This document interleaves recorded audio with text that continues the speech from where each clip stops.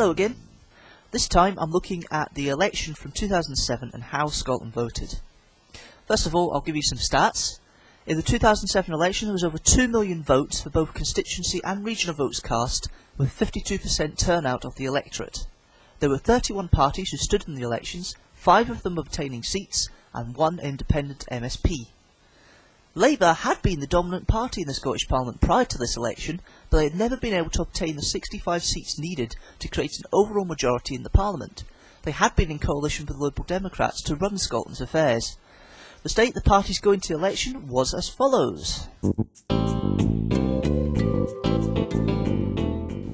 Labour had 50 seats. The SNP had 27 seats. The Conservatives had 18 seats. The Liberal Democrats had 17 seats.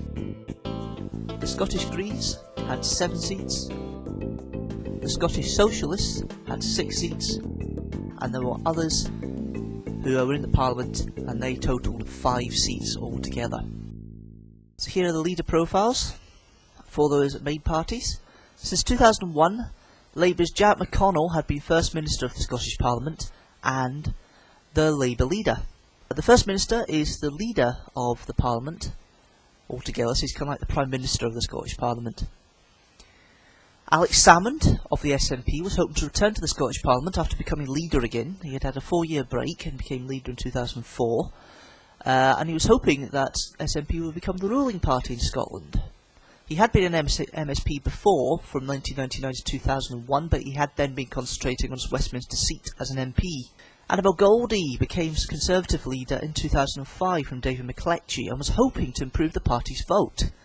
Nicole Stephen had led the Liberal Democrats in Scotland also since 2005, since he took over from Jim Wallace, and was hoping to strengthen the party's position after being Deputy First Minister in the coalition. They had indicated that they would not be willing to join up with Labour again if the need arose this time. The Scottish Greens were hoping to retain the seats they gained in 2003, as were the Scottish Socialists. So the opinion polls at the time, from the dissolution of the Parliament in April 2007, saw the SNP more or less lead from the start, but they had not gained enough of a lead to guarantee an overall majority, and it was thought by polling day that they would be the largest party, just. So as you can see, it starts off with the SNP leading. Labour gains a quick lead about a week and a half later, and then the SNP virtually are ahead all the way. The numbers in brackets are the regional votes, so they're the second vote that you have in Parliament. The normal numbers, the normal percentages, are the constituency votes, and you combine them together, that's what they gather the seats for.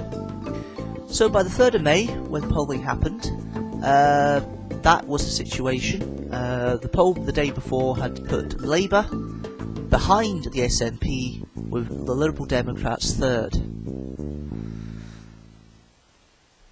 So, when polling happened and voting began, it looked like the SNP had done well.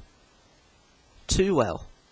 But some of the top target seats would have been a little more difficult to shift, and to top it all, a new way of counting had been introduced using computers this time, and this didn't work, it failed. The readers weren't working properly and they had to do manual recounts. So basically the counts were delayed for a good few hours. I remember my own count, East Kilbride, was supposed to be about 1:30 in the morning. They didn't declare till 4:30, and it was tighter than it had been, but you know, it was a bit of a pain. Not only that, they'd introduced a new system for electing local councillors as well. A numbering system, 1, 2, 3, 4, 5 with your preference, so that confused people even more, and it caused lots more wasted papers than it should have. But once the counts had been completed, which was late into the next day, the 4th of May, the result was as follows. The SNP was the largest party with 47 seats. Labour had 46. Conservatives had 17. The Liberal Democrats had 16. The Greens had 2. The Socialists lost all their MSPs.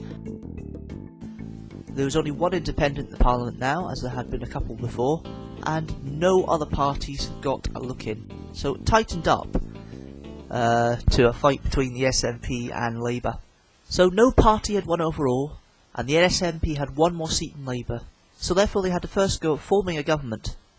The Liberal Democrats made it absolutely clear then that they would not form a coalition with Labour, but even if they did, they would be 2 seats short of an overall majority anyway, as a ruling coalition. So in the end, the SNP, after some open votes, openings from other parties, formed a minority government with the Greens, and that is the state of the parties as it stands.